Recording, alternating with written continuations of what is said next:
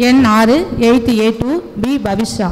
எங்கள் வாழ்வும் எங்கள் வளமும் மங்காத தமிழ் என்று சங்கே முழங்கு. அனைவருக்கும் வணக்கம். நான் பேச எடுத்துக்கொண்ட தலைப்பு சுற்றுச்சூழலை நாம் ஏன் கவனிக்க வேண்டும்.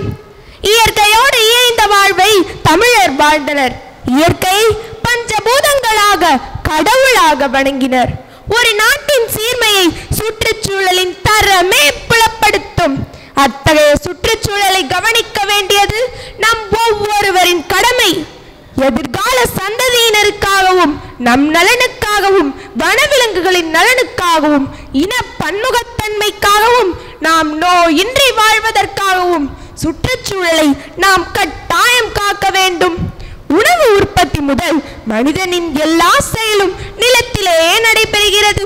அத்தகைய நிலத்தை சிதைவுறும் சிதைவுறா கழிவுகள் என பிரித்து சிதைவுறும் கழிவுகளை மட்கச் செய்து நிலத்தை வளமாக்கலாம். நாம் சுகமான வாழ்க்கையை வாழ சுற்றுப்புறத்தின் மேல் அக்கறை இல்லாமல் நடந்து கொள்கிறோம். 4 பேர் இருக்கும் வீட்டில் அப்பாவுக்கு காரு, அம்மாவுக்கு ஆக்டிவா, அண்ணனுக்கு புல்லட், பாப்பாவுக்கு ஸ்கூட்டி. இவ்வாகனங்கள் வெளியிடுவது புகை அல்ல, நம் சுற்றுச்சூழலை கெடுக்கும் கொடிய நஞ்சு. நோயற்ற வாழ்வே குறைவற்ற செல்வம் என்பது பழமொழி. ஆனால் இக்காலத்தில் எவ்வித நோயும் இல்லாமல் இருப்பவர்கள் மிக குறைவு. இதற்கு காரணம் உணவு முறையும் சுற்றுச்சூழல் மாசுபாடுமே. நீரின்றி அமையாத உலகு என்றார் வள்ளுவர். நீர்நிலைகளை உருவாக்குபவர்களை உயிரை உருவாக்குபவர்கள் என்று அந்நாளில் போற்றினர். நாம் உருவாக்காவிட்டாலும் உருவாக்கப்பட்ட நீர்நிலைகளை பாதுகாக்கவாவது வேண்டாமா? காசில்லை என்றால் சம்பாதிக்கலாம், தூய காற்றில்லை என்றால் எங்கு செல்வது? இதே வேகத்தில் நாம் சுற்றுப்புறத்தை மாசுபடுத்தினால் நாம் சுவாசிக்கும் காற்றும் ஒரு நாள் தீர்ந்து போகலாம். எனவே சுற்றுப்புறத்தை கவனிக்க வேண்டிய கட்டாயத்தில் நாம் இருக்கிறோம்.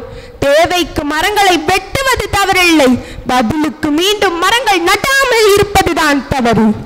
உயர்ந்தோங்கிய மலைகள், காடுகள், பசும்புல் வெளிகள், வயல்வெளிகள், நீர்நிலைகள் என என்ன வளமில்லை நம் திருநாட்டில். இத்தகைய இயற்கை வளங்களை பாதுகாத்து நம் சந்ததியினருக்கும் கொடுக்க வேண்டாமா?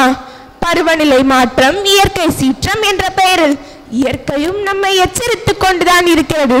மனிதா, விழித்துக்கொள், இனியும் அலட்சியம் காட்டாதே, சுற்றுப்புறத்தை மாசுபடுத்தாதே. ஒவ்வொரு தனி மனிதனுக்கும் இயற்கையை காக்க வேண்டிய கட்டாயமும் கடமை உணர்வும் தேவை. மாணவர்களாகிய நாமும் தூக்கி எறியும் பிளாஸ்டிக் பேனாவிற்கு பதில் மீண்டும் மீண்டும் மை நிரப்பும் பேனாவை பயன்படுத்தலாம். பிளாஸ்டிக்கை தவிர்ப்போம், மரங்களை வளர்ப்போம், சுற்றுச்சூழலை காப்போம், சுகமாக வாழ்வோம். நன்றி, வணக்கம்.